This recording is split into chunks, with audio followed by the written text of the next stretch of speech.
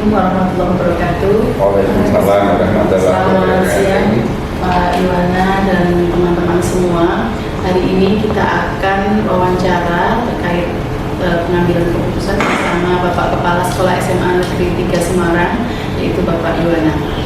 Bapak Sewu, ini yang pertama mungkin kami silaturahim di sini sebagai calon guru penggerak. Kemudian yang kedua kami ingin wawancara terkait dengan pengalaman Bapak dalam pengambilan keputusan. Hal ini terkait dengan tugas kami dalam demonstrasi kontekstual modul 3.1 tentang pengambilan keputusan sesuai dengan nilai-nilai yang disajikan universal. Ya, silakan. Nah, ini kami perkenalkan dulu. Saya Bu Leni dari SMA 5, kemudian Bu Erna dari SMA 11 dan Bu Sinta dari SMA 3 sendiri. Oke. Selanjutnya langsung saja ya Bapak ya. Langsung saja. Oke. Bu Erna silakan.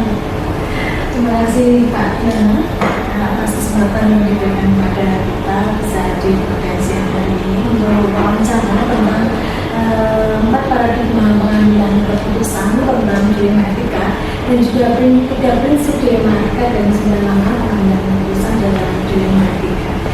Yang ingin kami tanyakan nanti ada beberapa pertanyaan, kurang lebih ada 9 pertanyaan.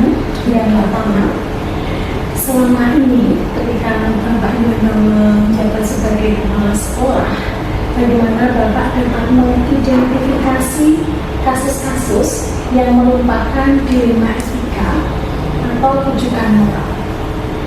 Oke, jadi setiap kepemimpinan itu pasti banyak ada permasalahan-permasalahan yang muncul. Yang jelas kita harus melihat data real, masukan real daripada apa yang akan diambil satu keputusan, sehingga kadang-kadang kita harus melakukan terjun ke semua lini, bukan hanya di meja kepala sekolah saja, tapi terjun sampai di satpam, sampai di pesuruh, sampai pada guru. Bukan hanya pendapat dari satu saja, tetapi kita harus mengetahui permasalahan berdasarkan data yang nyata, sehingga nanti dengan data yang jelas, kemudian mereka memberikan masukan kepada kita itu objektif, seobjektif mungkin, maka nanti keputusan akan menjadi lebih baik. Jadi seobjektif mungkin juga. Iya. Objektif dan mengambil informasi dari banyak hal. Betul. Hal ya Pak ya. Iya. Tidak hanya satu masukan gitu, tapi kalau hanya dilapori kemudian ngambil keputusan maka menjadi salah. Tunda dulu.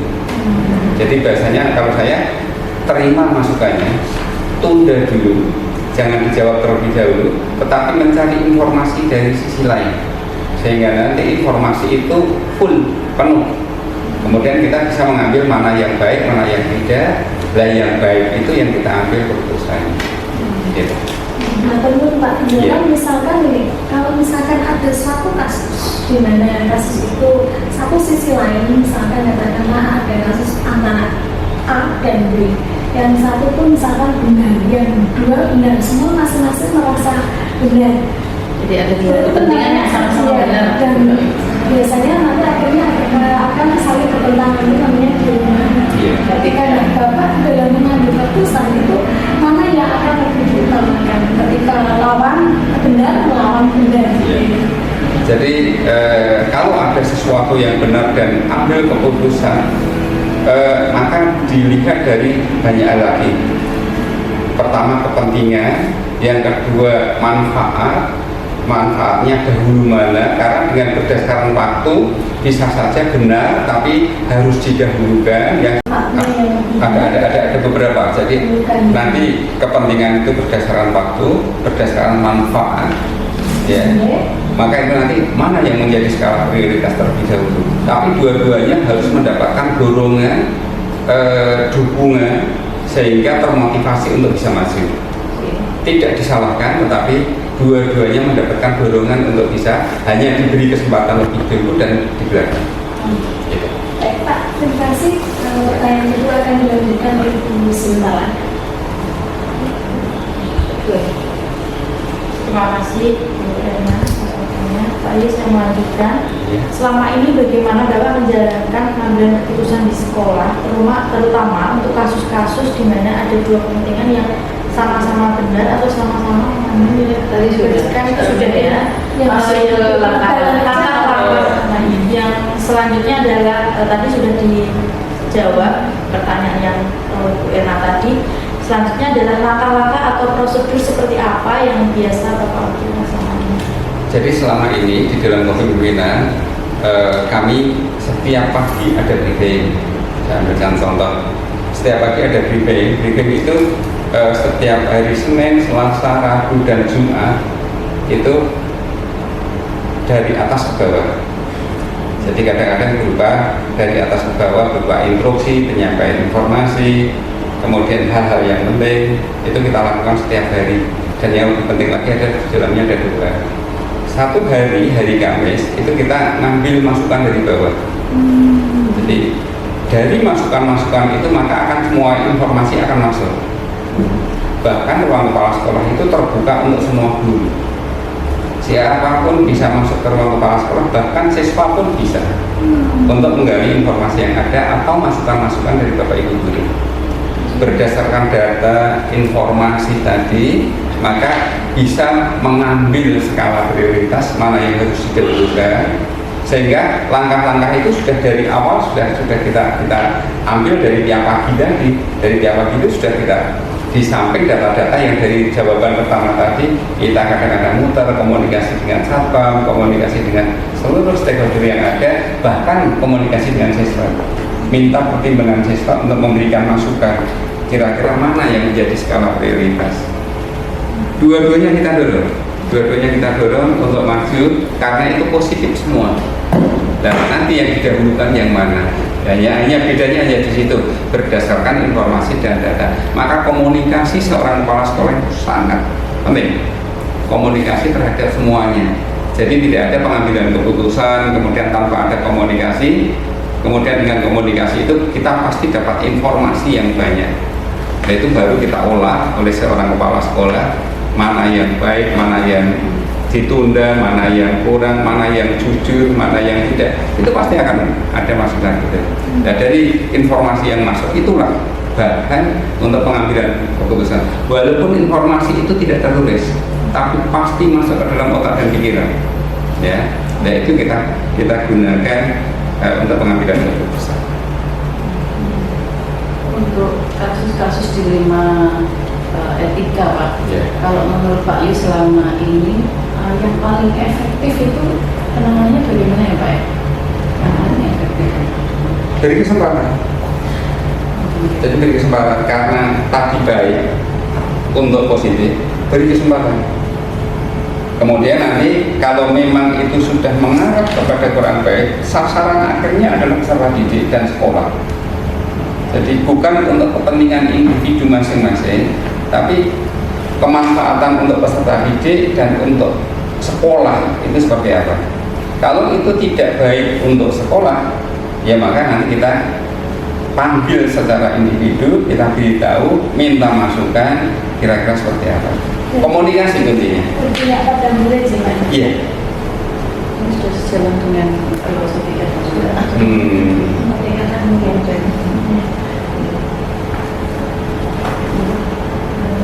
Jadi sekali ya.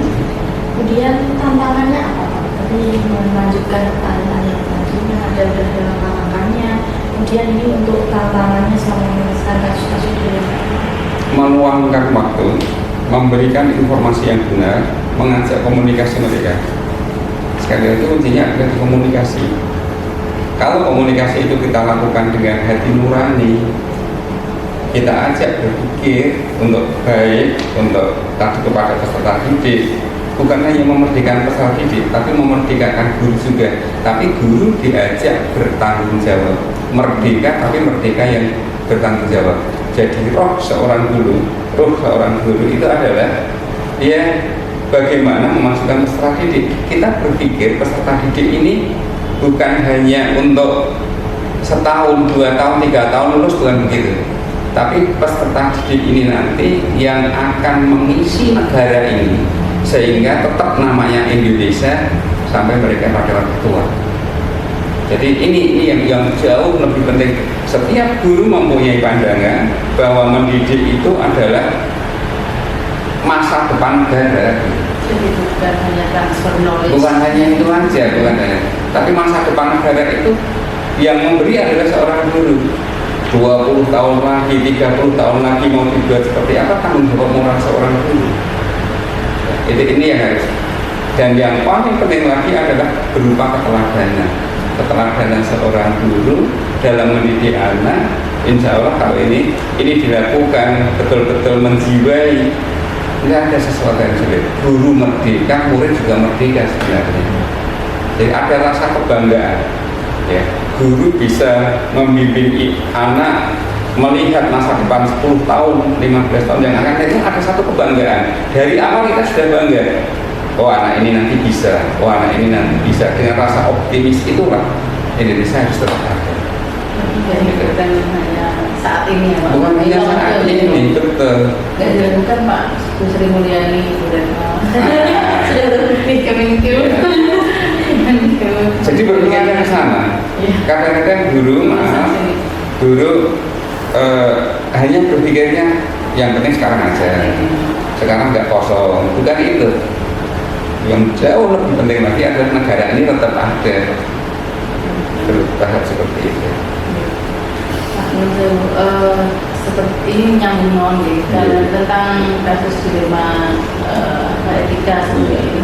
Kalau menurut Pak Yu, ketika ada permasalahan seperti ini, apakah akan diselesaikan saat itu juga, gitu?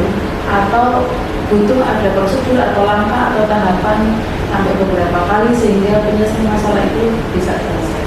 Jadi begini, tahapannya adalah terima dulu. Masukan dan informasi itu diterima. Setelah diterima, kemudian mempertimbangkan mencari alternatif pemecahan, kemudian kemanfaatan daripada kegiatan itu.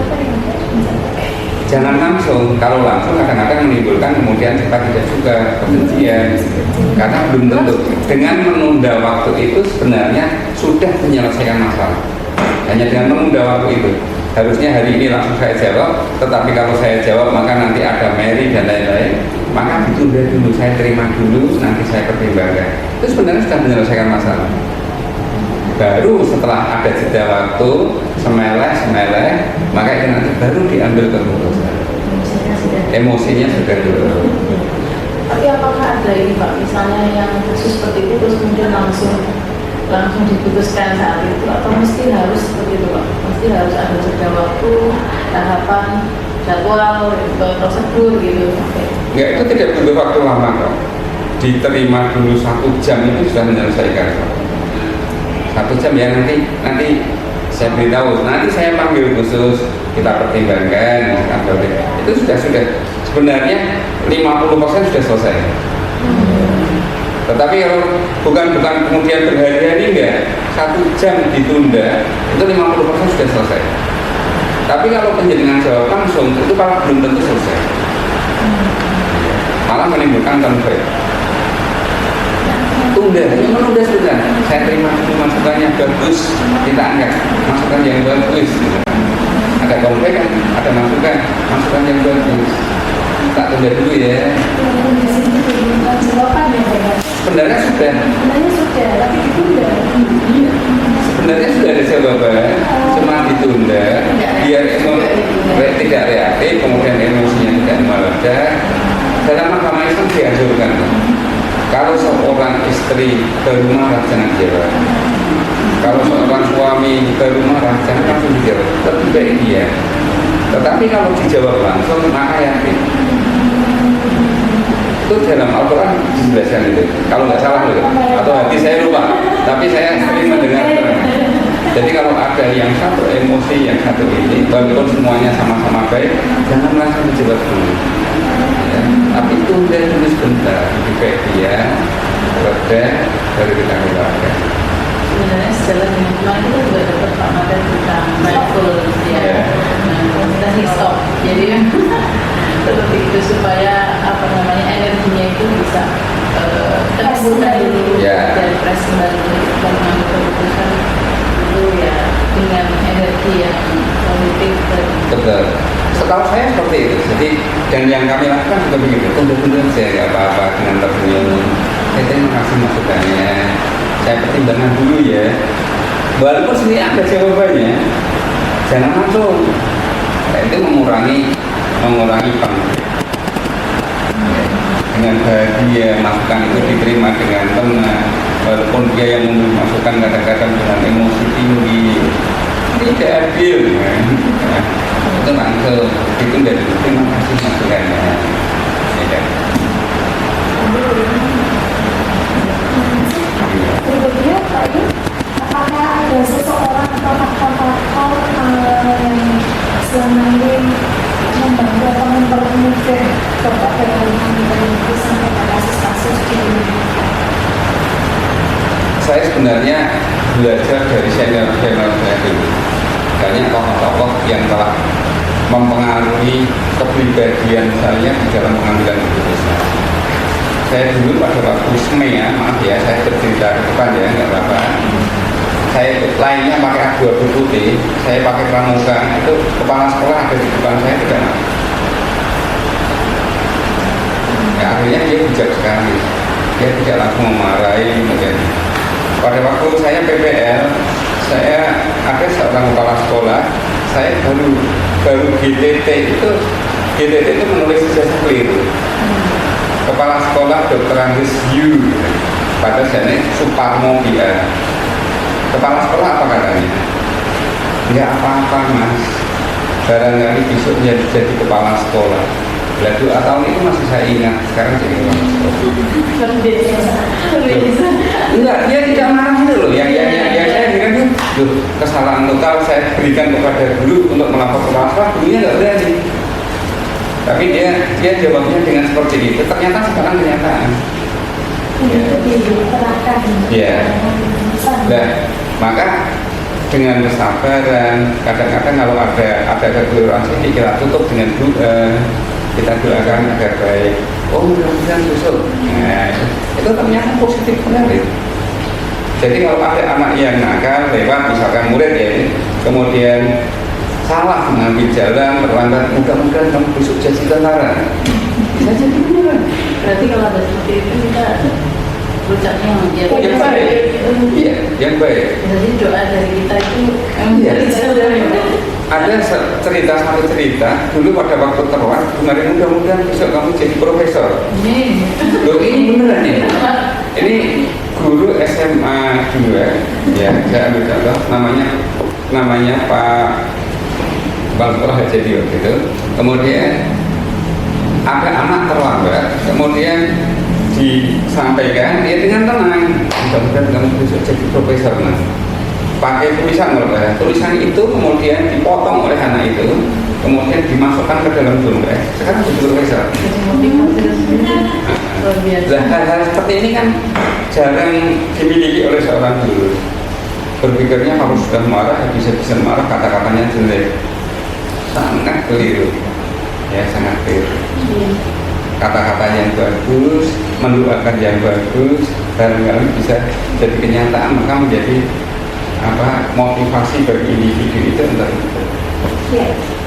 Kemudian berarti ada seseorang yang menginspirasi dia seperti kita contoh, kita imitasi dari yang kita lakukan. Dan jadi kira-kira faktor apa yang mempermudah Bapak sama ini ketika mengambil keputusan kalau tadi orangnya, sekarang faktor-faktornya. Ya. Jadi kalau di dalam sekolah saya mau mengambil keputusan itu diantaranya adalah juga kalau tadi saya melihat kepemimpinan saya dari awal, saya sangat terpengaruhi oleh tokoh-tokoh ya, tokoh-tokoh yang tenang dalam menangani kasus itu. Kalau di sekolah pasti kami mencari, salah satunya adalah guru yang sangat berpengaruh. Ya, itu pasti guru yang sudah mempunyai pengalaman lebih mendalam. Maka itu saya mintai pertimbangan, kalau itu memang diperlukan. Tapi tadi sudah sebenarnya ada jawaban, tapi hanya saya tunda kalau tadi. Tapi di sekolah itu pasti ada guru yang bisa dimintai pertimbangan, tidak harus tua. Guru muda pun kadang-kadang mempunyai pemikiran yang lebih. Kita coba, kita panggil, ya. Nah, ada kayak seperti itu, sebaiknya seperti apa? Nanti bukan hanya satu, tapi beberapa. Saya datang ke sana, kemudian kita bincang-bincang, baiknya seperti apa. Maka itu bisa menjadi keputusan yang mungkin menurut ini damai-damai saja. Di luar itu semua Pak, kalau ini pertanyaan yang ini buat kalau ketika Pak Yu pertama kali jadi kepala sekolah, itu tahun pertama itu yang dilakukan apa Pak Yu? Tahun pertama duduk diam aja, tenang melihat. Boleh sudah membayangkan ini betul. Jadi menikmati suasana.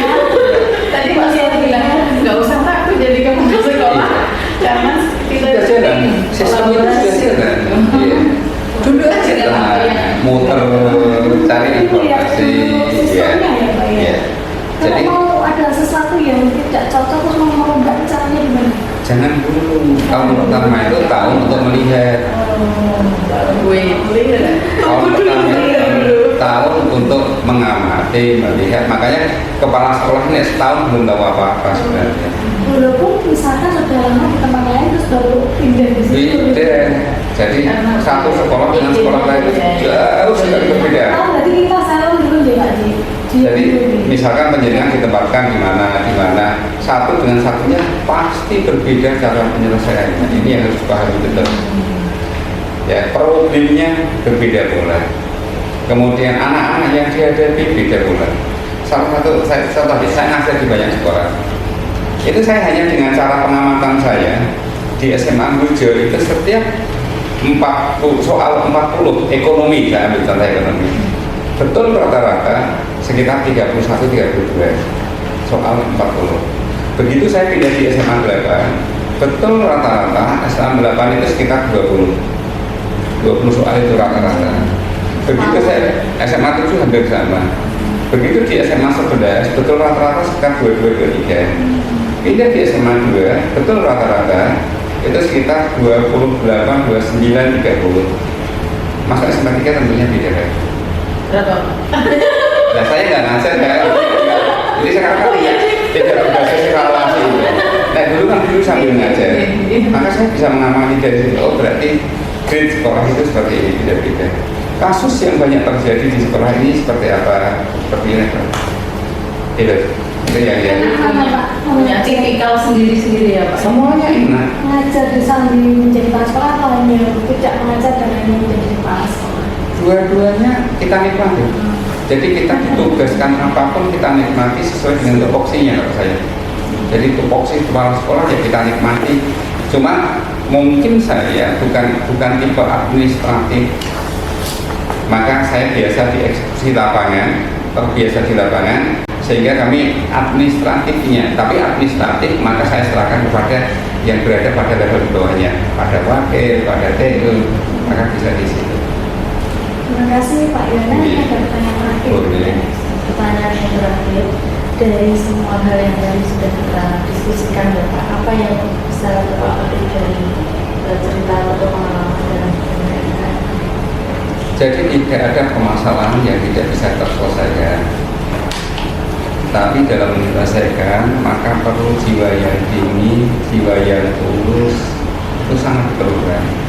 Ketulusan itulah yang nanti menyelesaikan masalah tanpa masalah, bukan pegadaian. Ketulusan hati pengen menyelesaikan masalah. Itu maka kunci daripada keberhasilan di dalam menyelesaikan masalah tanpa masalah. Saya ambil contoh. Saya selalu mencontohkan dalam pembelajaran ya, Maka pembelajaran itu dibutuhkan orang yang tulus. Kalau kita ibaratkan teko sama gelas, ya teko. Kalau dua-duanya tulus, maka teko itu terbuka, airnya mengalir, kemudian gelasnya ini terbuka, tidak ada yang selaputnya atau tutupnya atau plastiknya. Kalau anak itu dari rumah atau dulu dari rumah sudah banyak masalah, maka ini ada selaputnya. Yang kalau diisi walaupun iki milinya kayak ini perangkatnya, nggak ada yang masuk sedikit pun. Yang T pun juga demikian, seorang guru kalau dari rumah sudah banyak masalah, makanya ada selaturnya. Maka ini dicoba orang tentu, sehingga butuh ketulusan tadi, yang menerima tulus, yang memberi tulus. Guru dengan kepala sekolah juga begitu. Kalau seorang kepala sekolah itu tulus, niatnya tulus, guru juga niatnya tulus, menerimanya tulus, terlihat. Jangan banyak problem yang ada pada itu. Jangan menciptakan konflik yang ada.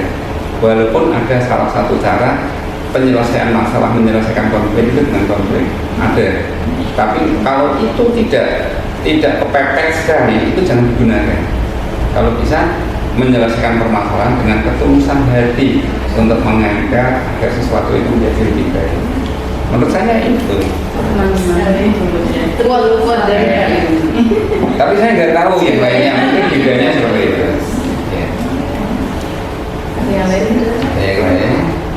Sepertinya sudah cukup Pak, sudah banyak ini kami apa namanya. Maaf kalau tidak sesuai dengan yang dikehendaki. Sudah sesuai semua. Tapi itulah yang kami lakukan. Jadi memang kami diminta untuk realitas di lapangan itu seperti apa sih dalam pengambilan keputusan. Makanya kami diminta untuk langsung bertanya dan diskusi dengan kepala sekolah. Bahkan di luar ini tak beri satu rumus juga. Kalau menghadapi sesuatu yang sangat penting sekali, kebetulan Muslim semua ya. Kalau menghadapi keputusan, bisa mau mengambil keputusan yang sangat sulit sekali, maka dari pagi mungkin mikirlah, biar hatinya bersih, pikirannya bersih. Nanti kata-kata yang keluar dari mulut pun akan baik. Ya ini yang mungkin apa ya, teori ini tahu no, tapi mungkin diri, nah itu pikirlah sebanyak-banyaknya, lakukan itu terus, baca sebanyak-banyaknya. Maka pada waktu kita bicara di depan hal yang penting di depan umum pun, maka keluarnya bagus. Nggak ada, itu sudah hilang. Kalau sudah bersih tadi, maka rasa cengkel, rasa benci, rasa itu hilang semuanya. Ya. Otomatis munculnya selalu keluar dengan baik. Maaf ya, saya di SMA 11 itu yang tanya tukang sound system, rapat komite. Bapak pernah di SMA 11? 1 tahun bulan. Ya, hanya 1,5 tahun dia itu. 1,5 tahun. Rapat komite itu selalu tidak tercapai kesepakatan. Tukang sound system yang tanya, Pak, dengan ngambil monopoto Pak, kok tidak ada yang kontra, tidak ada, kok semuanya bisa menerima dengan baik. Loh tadi jangan mendengarkan apa yang saya katakan juga nggak ada ilmu apa-apa. Tapi di balik layar depan itu, di belakang saya seorang apa, aku belum ngomong ya. Itu harus kita rancang betul kan. Rasa deg-degan di depan ketika akan berbicara itu tetap selalu ada. Kalau penjenengan sudah tulus, nggak ada rasa takut sedikit pun. Rasa khawatir, deg-degan. Nggak ada sama sekali. Saya mau jadi kepala sekolah itu yang saya khawatirkan rapat komite, ngomong di depan umum, naik kontrak iya. Tapi begitu jenengan pasrah, tulus, nggak ada yang ditakuti sama sekali. Ya. Itu yang dia perlu menjadi karakter penjenengan itu setelah pikirannya gue positif gue orang banyak. Nek Pak Edi Nur Sasono, nek jenengan orang tahu mikir gue awakmu diri, lakukanlah. Jenengan itu dipikirkan Gusti Allah. Wong sing tak pikirin aku itu Gusti Allah. Kenapa takut jenengan? Bahasanya seperti itu. Orang lain, murid, orang tua, guru, selalu kita berpikir sana. Langsung mikir apa diri. Nah, kalau mikir apa diri berkaitan dengan hidup dan kehidupan, saya mikir Gusti Allah dalam memikirkan kita, anak-anak kita sudah ada yang menjaga, keluarga kita sudah ada yang menjaga. Itu. Juga mengamalkan kejiwaan. Ya boleh. Disotekan, duluan. Boleh. Wah, Selama Pak Indra jadi kepala yang paling tersulit yang pernah dialami menjadi kepala sekolah yang selama ini dari awal hingga akhir, pengalaman paling berharga, menyakitkan, menyakitkan atau yang paling banyak, sebenarnya banyak. Tapi jadi seorang pimpinan ini jadilah samudera. Kenapa jadi samudera? Sampah dari sungai bermacam-macam bentuknya ora wujud, tapi begitu menjadi air laut rasanya asin, bermanfaat. Siap untuk menerima apapun. Saya jadi saya tuh di rumah kan jadi URD Pak. Itu ya benar seperti sampah. Sampah masuk. Semua masuk. Pada waktu sampah masuk, rasa marah juga. Tapi tenanglah. Pada waktu marah, tenanglah. Ya. Jadi dengan tenang itu menyelesaikan 50% masalah. Ya. Dengan ketenangan lautan itu menyelesaikan 50% masalah. Bahkan jelek bisa berubah menjadi baik. Bumi menjadi permadani. Lagunya.